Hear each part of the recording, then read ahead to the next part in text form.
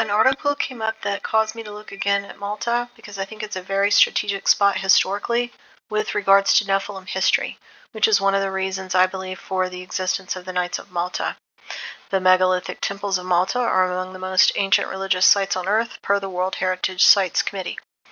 But see where it is? It's right in the middle of the Mediterranean here, and all these areas around it where giants were found, recorded, or worshipped.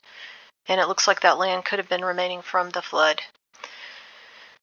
So notice this elongated skull down here in Egypt, which I'll go over later.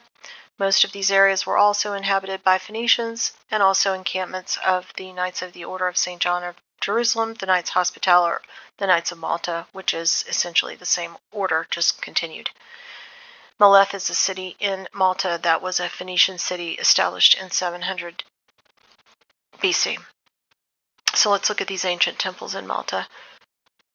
This is Gigantea, which translates to the place of giants. And it's from 3600 to 2500 BC, which would have been pre-flood if the flood happened in 2350 BC. And all these others are from around the same time. Here's one, Menadra, here's one. This is the place of the standing worshipping stones. Here's another one. There's the Hypogeum, which I'll come back to. This is the Gate of Medina, the Median Gate, which is featured in the Game of Thrones. That was built much later in the 1700s. Then you have this 1500s Cathedral of St. John, built by the Order of St. John of Jerusalem. Same knighthood order, built in the 1500s. Back to the Hypogeum. It's an underground structure consisting of 3 levels that was stumbled upon in 1901, said to have been built in around 3000 BC.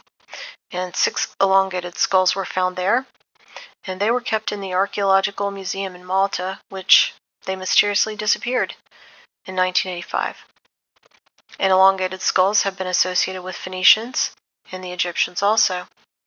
All those same areas around the Mediterranean. And I did hear about the story of the missing school children, but I wonder if it's true or if the powers are just trying to scare people so they don't find anything related to the archaeological excavations that they don't want us to know. There was a Sir Tamim Zemit, who was Order of St. Michael and St. George, an archaeologist, who wrote about skulls that he found there linked to a snake or serpent priests, and he found those in the early 1900s and wrote about it. And elongated skulls have been associated with the Egyptians and the Phoenicians also.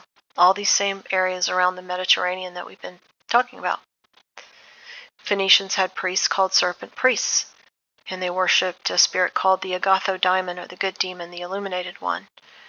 And they worshipped that in addition to Moloch, and they offered sacrifices to both. And the ancient Maltese also practiced human sacrifice to the gods of the underworld, which were believed to exist beneath the island.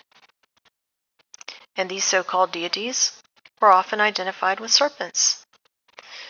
So Paul, in the Bible, shipwrecked on Malta in 60 AD. And according to the Bible in the book of Acts, chapter 28, he was bitten by a venomous snake or a viper. But let's read about this. Once safely on shore, we found out that the island was called Malta. The islanders showed us unusual kindness. They built a fire and welcomed us because it was raining and cold. Paul gathered a pile of brushwood and put it on the fire. A viper, driven out by the heat, fastened itself on Paul's hand.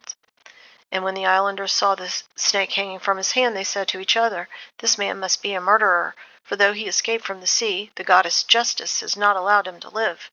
But Paul shook off the snake into the fire and suffered no ill effects. The people expected him to swell up or suddenly fall dead, but after waiting a long time and seeing nothing unusual happen to him, they changed their minds and said that he was a god.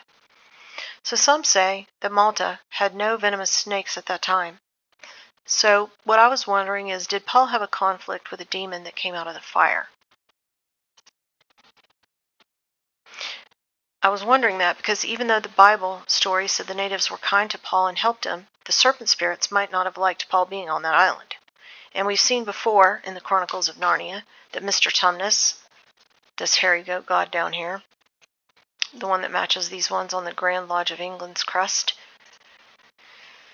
he was playing a flute and summoning demons out of the fire, these ones right here. And that's what made Lucy fall into a deep sleep. Thanks for listening.